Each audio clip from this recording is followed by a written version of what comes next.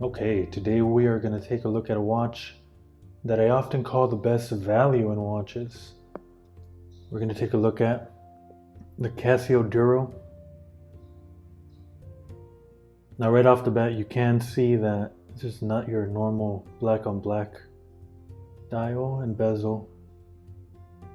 And the reason I kind of did pick this up is really just for that variance. You have a blue and black, people call this a Batman. And if you can see there, it also has a blue second hand. Now I always do like to kind of give a quick unboxing to see what you get when you buy.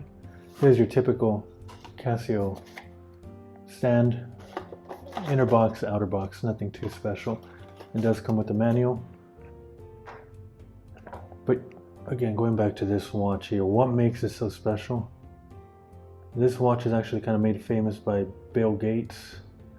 This is the black on black one is his personal choice, and a lot of people kind of reference that to say, if somebody like him wears it, must be a solid watch. But even without that kind of endorsement, the specifications do speak for itself. So the underlying premise to this watch and the greatness of it is really the price. You can get this for about $50, give or take, maybe $5. And obviously pre-owned, you can get it cheaper. But for $50, you are getting a 12 millimeter thickness, which is pretty thin for a dive watch. You're getting 22 millimeter lugs, a screw down crown, a fully functional bezel here. One of my favorite things about this watch is that you get fully applied indices. That's really rare, even for watches by Seiko, by Citizen, in much higher price ranges. You don't always get them all applied. I do like that you have the outline around the around the date.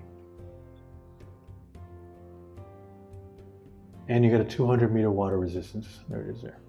So essentially you get everything from water resistance to bezel to screw down crown that you get in watches that are much more expensive. But again, for $50, you really can't beat this. Let me fix this. Yeah. The bezel certainly does have a nice resistance to it. Now this watch does come in a couple of variants. Like I said, there's a black on black, which I believe that was the first one. There's also a green bezel black dial. There's this black and blue bezel on black dial. And I believe there's also a two-tone one. But really besides that, I can't say much beyond the great value of it. Now the size does tend to scare some people away. This is a 44 millimeter case, which does sound like a lot. I mean, it certainly is. But from lug to lug, it's actually 48 millimeters. So this does kind of have short lugs that makes it a little bit more wearable. And we'll see it shortly on my relatively small wrist.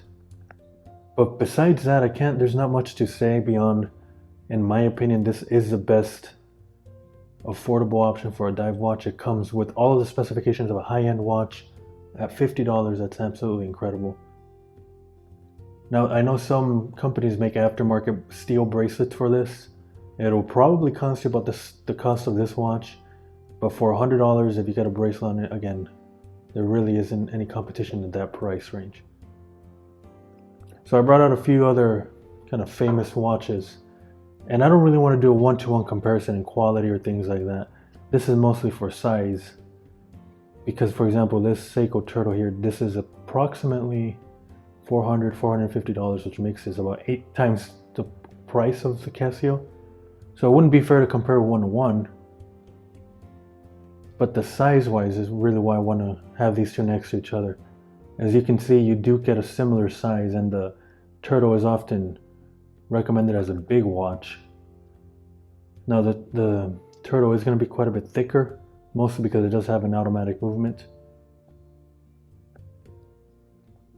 But just looks-wise, you don't get anything much different in this Seiko that's 8 times the price.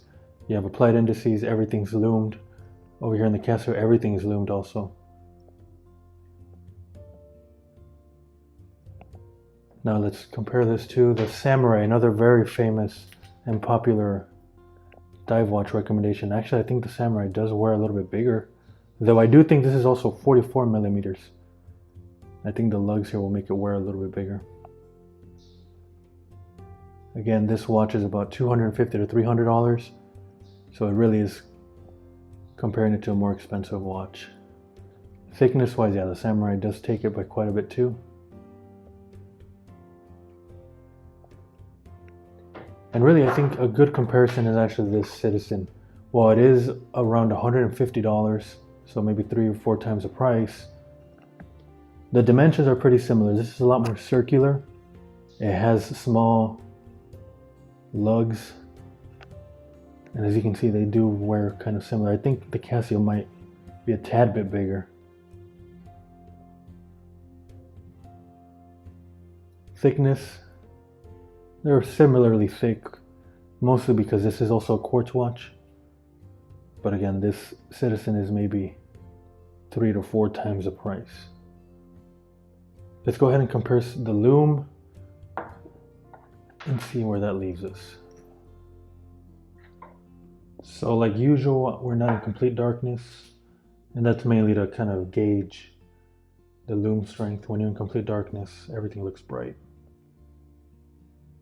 Here it is.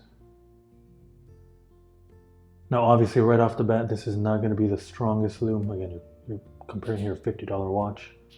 But the fact that every indice is loomed, the fact that the pip is loomed, is a lot more than I can say for a lot of watches in the $200, $300 range. Now let's compare here for the Seiko to the Seiko. Now of course, like I mentioned, the Seiko is 8 times the price. It's going to blow it out of the water, which it does. But I'm not really comparing one-on-one Lume here. I'm kind of comparing the fact that this has the same amount of Lume applied as this. Every hand, every indice, the pip. Now something cool I had not noticed is that even the second hand is loomed. And here it is next to the Citizen. Again, Citizen Lume's also always cool because it's blue. And of course, again, another Seiko. Yeah, the Seiko really is unbeatable, but they're famous for that. So again, the Lume might not be the strongest, but I appreciate them applying paint to all of the indices. Let's go ahead and throw this on the wrist and see how it wears.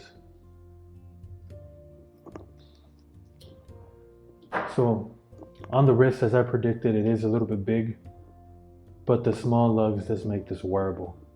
Now keep in mind, I do have a very small wrist. It's about 6.5 inches. So if I can wear it, I think most can wear this. But really, there's not much to say about this. It's an extremely versatile watch. It's extremely affordable, and really, I think every collection should have one of these just as a beater watch. It really is a modern classic.